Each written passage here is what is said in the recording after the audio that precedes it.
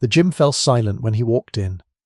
70 years old, white hair, white beard, wearing that faded red jacket over a plain t-shirt, moving slowly toward the registration desk.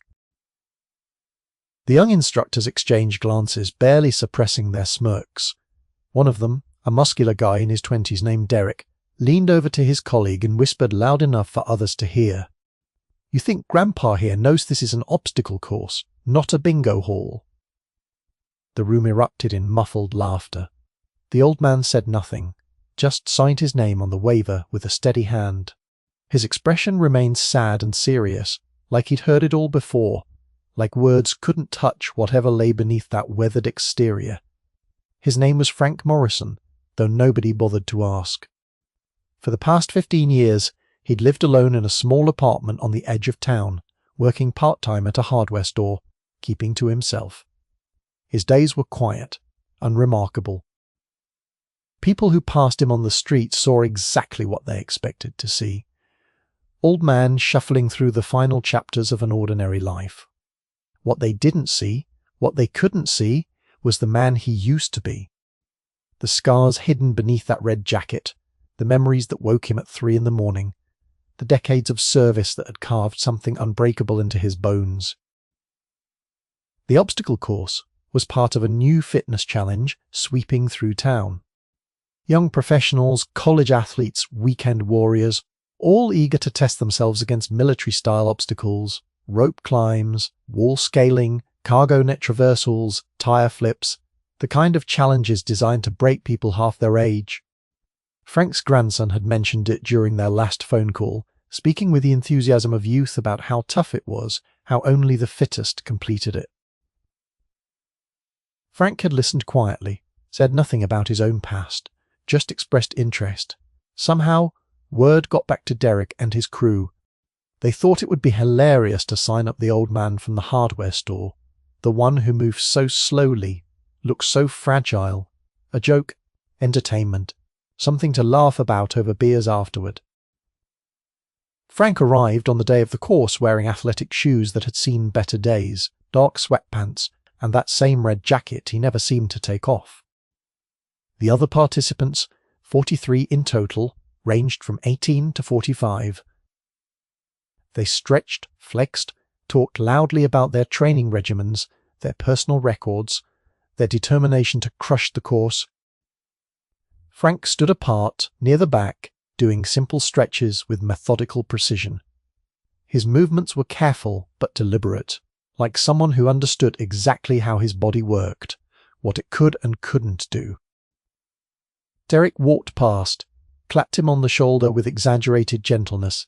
"Take it easy out there, Pops. No shame in dropping out when it gets tough. We called an ambulance just in case." More laughter rippled through the crowd. The course began. Participants sprinted toward the first obstacle, a series of low walls requiring quick bursts of speed and agility. Young bodies flew over them with ease.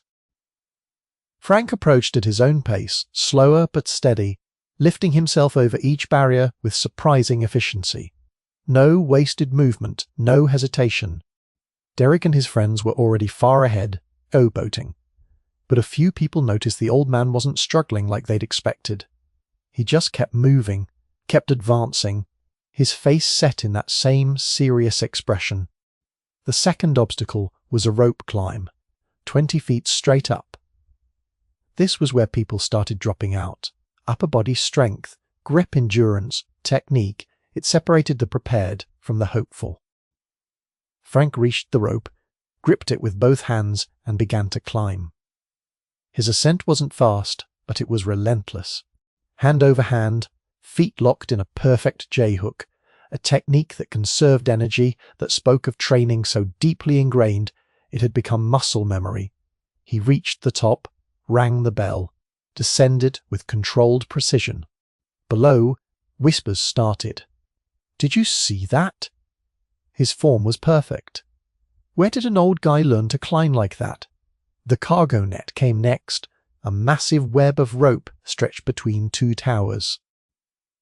Younger participants scrambled up, some losing their footing, some freezing halfway up as fear kicked in.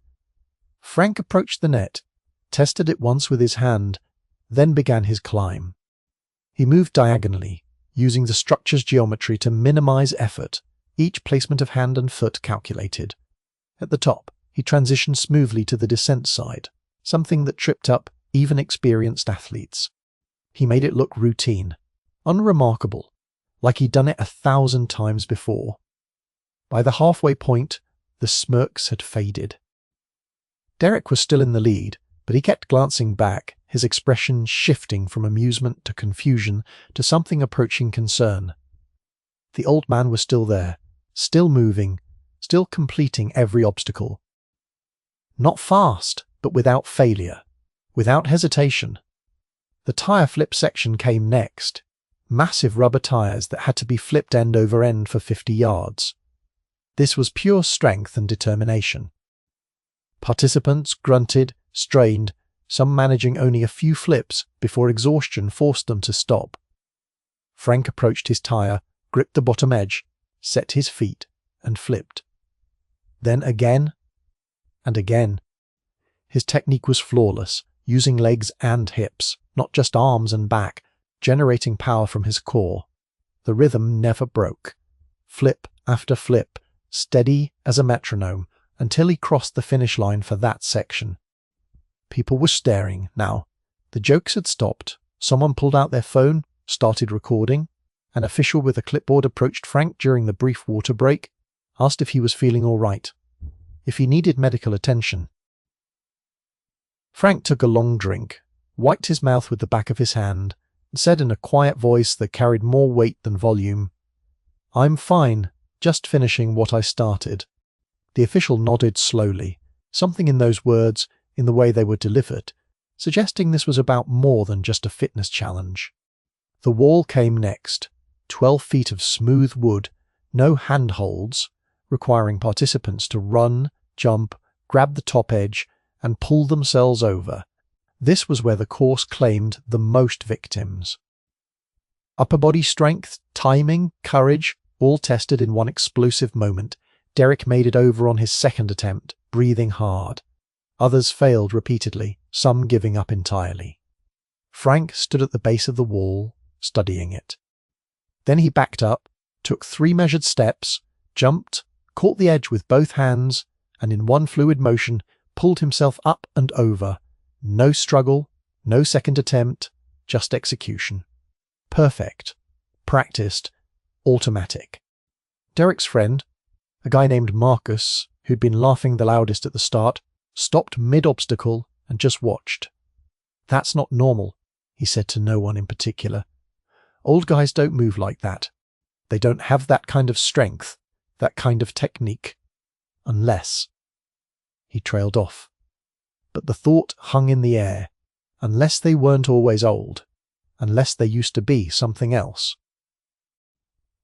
The final obstacle was the gauntlet, a combination challenge requiring participants to crawl under barbed wire through mud, sprint 50 yards, climb a rope wall, traverse monkey bars, and ring a final bell. It was designed to destroy whatever energy remained, to test pure willpower when the body wanted to quit. Of the 43 who started, only 19 made it this far. Derek was among them, determined to prove himself to salvage some pride. Frank was there too, mud-streaked, breathing harder now, but still moving. With that same methodical determination they started the final push. Derek attacked it with youthful aggression, burning energy fast. Frank dropped to his belly, began the low-crawl elbows and knees, driving him forward through the mud, head down, moving with a practiced efficiency that spoke of doing this, not in a gym, but in places where failure meant more than embarrassment. He emerged from the mud, stood, and sprinted. His pace wasn't impressive by young standards, but it was controlled, sustainable. He hit the rope wall, climbed without hesitation, his route already planned, already optimized. Over the top, down the other side, onto the monkey bars. This was where age should have won. Grip strength, shoulder endurance, these fade with time. Everyone knows that. Frank's hands were weathered, scarred, but they locked onto each bar with absolute certainty. He swung across, 1 bar, 2, 3, his body swaying beneath him, but never faltering. Derek was ahead, but not by much anymore. The younger man's arms were shaking, his pace slowing. Frank maintained his rhythm, steady, relentless, drawing on reserves that shouldn't exist, that couldn't exist, unless they'd been forged in circumstances most people couldn't imagine. Derek reached the final bell first, rang it, collapsed to his knees, gasping. Frank arrived 18 seconds later, reached up, rang the bell with a hand that barely trembled, and stood there, chest heaving but still standing, still composed. His expression hadn't changed, still sad, still serious. Like this was just another day, just another task to complete. The crowd that had gathered was silent. Then someone started clapping, then another, then the entire group erupted in applause. Derek pulled himself to his feet, walked over to Frank, extended his hand. The smirk was gone, replaced by something like respect, something like shame. "I'm sorry, sir," he said, his voice rough. "We didn't know." Frank shook his hand, his grip still firm despite the exertion. "You didn't know because I didn't tell you," he said quietly. "And that's all right. You learned something today. We all did." The official with the clipboard approached, looking at Frank with new eyes. "Sir, I have to ask. That performance, that technique, that's not something you pick up at a local gym." Frank was quiet for a moment, then reached into his jacket pocket and pulled out a worn leather wallet. From it he extracted a small card, faded and creased from years of carrying. He handed it to the official. It was a military ID decades old, showing a much younger version of Frank Morrison, wearing a green beret. The official's eyes widened. "Army Special Forces," he read aloud. "72nd through 97th. 25 years of service." He looked up at Frank, then back at the card, then at the obstacle course they'd all just completed. "This course," he said slowly, "this is probably a Tuesday morning warm-up for you, isn't it?" Frank took the card back, tucked it away. "It was a long time ago," he said, "but some things you don't forget. Your body might slow down, but the knowledge stays. The discipline stays. The refusal to quit, that stays deepest of all."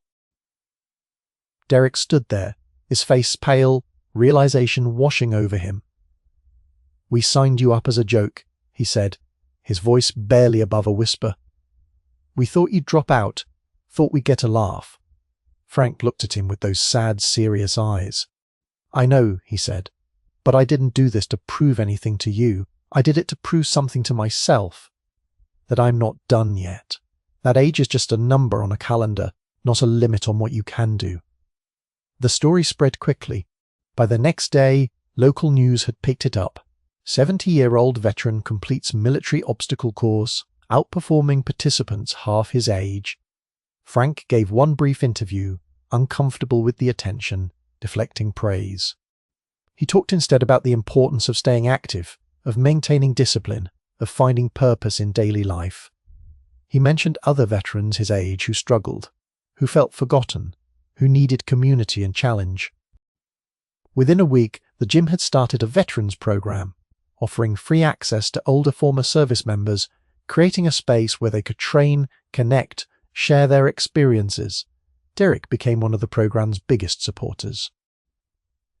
He'd learned something that day on the course, something about judgment, about assumptions, about the invisible histories people carry. He started training with some of the older veterans, learning from their techniques, hearing their stories, understanding that strength comes in forms that can't be measured by age or appearance. Frank became a quiet fixture at the gym, not seeking attention, but accepting the respect now offered freely. He helped others, encouraged them, shared what he knew. The obstacle course company made Frank's time official. Out of 43 participants, he finished 14th overall. He beat 29 people, most of them decades younger. But more importantly, He beat the expectations, the assumptions, the jokes. He proved that what you see isn't always what you get, that the measure of a person runs deeper than grey hair and a faded red jacket, that service and sacrifice leave marks invisible to casual observers, but unmistakable to those who know where to look. Frank still works at the hardware store, still lives in that small apartment, still wears that red jacket, but now, when he walks down the street, people nod with recognition, with respect. The young instructors at the gym greet him by name, ask his advice, listen when he speaks, and sometimes late at night, when the memories wake him, he thinks about that obstacle course, about proving to himself that he's not done, that there's still strength in these old bones, still purpose in these quiet days. The past doesn't define you, but it shapes you, prepares you, gives you reserve to draw on when the world assumes you're empty. Frank Morrison knew that truth before the course. Afterward, everyone else knew it too.